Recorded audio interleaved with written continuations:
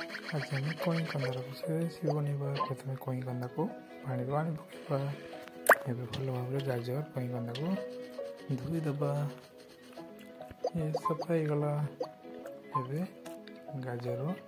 चोपा को छड़ीदबा और piece piece कर काटिदबा कई कंदार भी चोपा छड़ीदबा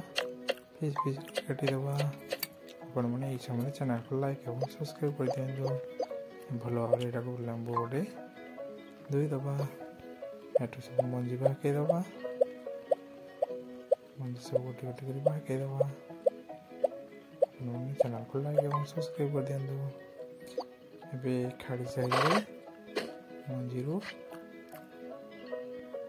पत्र को अलग करदबा एमती सब अलग करदबा अलग होगला कड़े बसैबा किसी चीनी देदबा और फुटईदबा तेल गरम करदबा कटा होता सब पकईदबा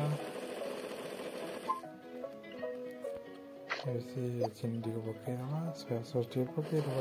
मिक्स करदबा किसी समय वेट